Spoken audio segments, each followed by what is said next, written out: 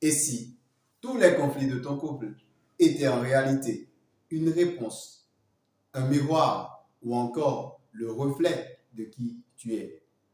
Je te raconte une expérience qui a complètement changé ma manière de voir mon épouse. Bienvenue dans le labo des couples, l'espace où on explore, on apprend, on grandit et on bâtit ensemble.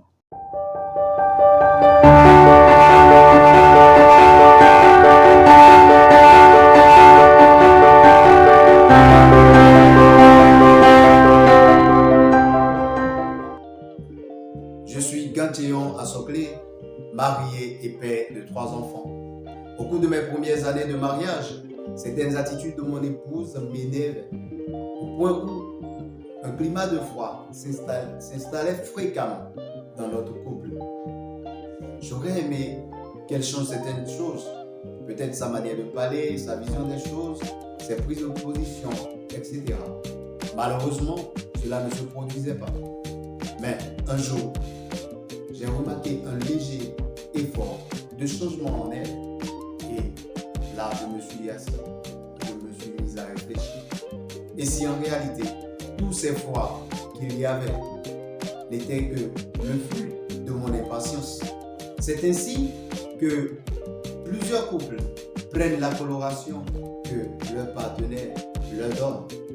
En réalité, ce que tu veux que l'autre fasse, peut-être il faut un peu de toi pour que cela puisse. Aujourd'hui, nous explorons ensemble ce que ton couple révèle sur toi, mais que tu ne veux pas accepter. En effet, le couple est un miroir qui présente les différentes facettes des partenaires. Très souvent, ce miroir révèle des choses sur nous que nous préférons ignorer, car nous refusons de croire que nous sommes véritablement ainsi. Il n'est pas rare de voir des partenaires jeter le tort l'un sur l'autre, au lieu de se poser la question de savoir quelle est ma part dans cette situation que nous vivons. Voici 4 choses que révèle ton couple sur toi. En premier, ton couple reflète qui tu es. Beaucoup de couples ont cessé d'exister parce que un camp se dit trop propre, sans tache ni défaut. En réalité, ce que tu vis dans ton couple en dit long sur qui tu es. Tes blessures, ton passé non guéri ou encore tes attentes irréalistes peignent parfaitement le tableau. Proverbe 27, verset 19 déclare: comme dans l'eau, le visage répond au visage, ainsi le cœur de l'homme répond à l'homme. Ton époux ou ton épouse est un livre ouvert dans lequel tu te lis, tu te vois et tu te façonnes. Ses ressentis, ses plaintes, ses joies ou encore ses peines soulignent ta vraie nature. Ne pas le reconnaître, c'est décider de scier la branche sur laquelle tu es assis. Cher ami, il te faut reconnaître que tout ce que tu traverses dans ton couple, tu en as pour quelque chose. Et si tu y mets du sien, tu pourras corriger ou faire évoluer ton couple. Deuxièmement, tu es responsable de l'état actuel de ton couple. Cela rejoint un autre aspect. Le tout ne suffit pas de voir le reflet. Il faut que tu puisses l'assumer. Dans le couple, on veut toujours corriger l'autre sans jamais se poser la question de savoir quelle est notre part. Ton besoin de contrôle, ta manière de gérer les conflits, ton silence ou ton agressivité, tout cela est révélateur sur toi. Dans Matthieu 7, 3 à 5, Jésus nous invite à chercher d'abord à enlever la poutre qui est dans notre œil avant de chercher à voir la paille qu'il y a chez l'autre. Si tu aimes accuser, blâmer, insulter ou encore relever constamment les défauts de l'autre, je t'invite à prendre du recul.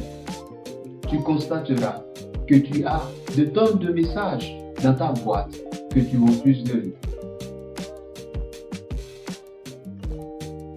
Accepter ta responsabilité n'est pas un signe de faiblesse, même si tes amis, ton éducation, ou t'amènent à penser que c'est le contraire.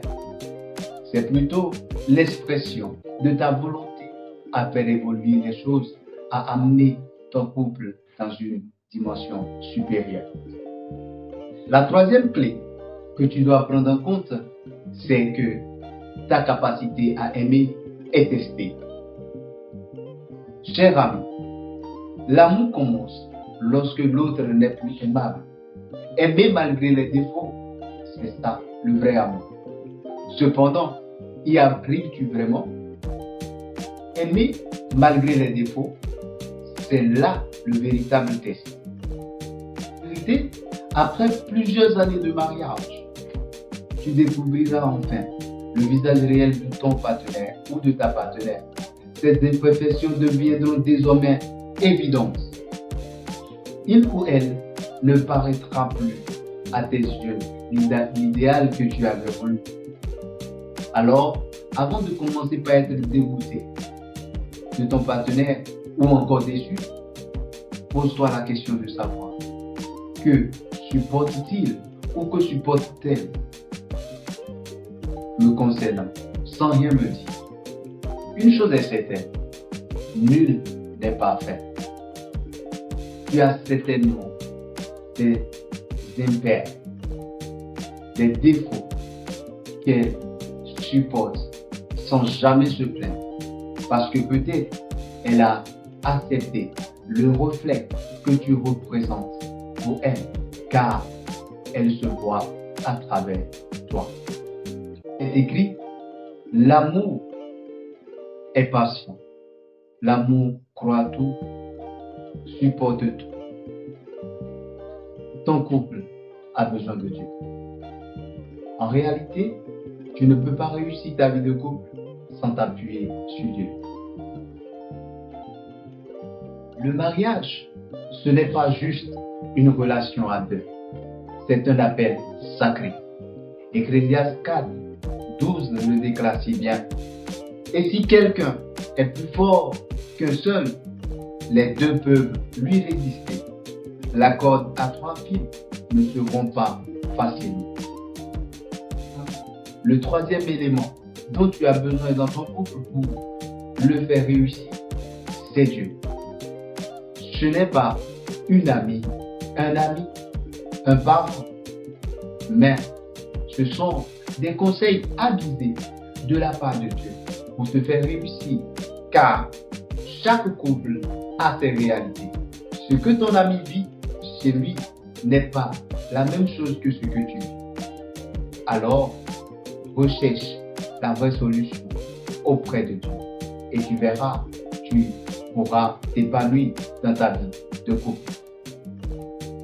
Au lieu de vouloir que ton partenaire change, tu priais et que tu demandais à Dieu de te transformer afin que tu sois le meilleur partenaire que tu dois être.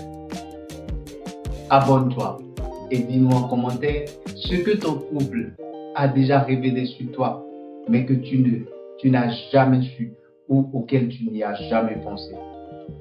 L'arbre des couples, bâtissons ensemble.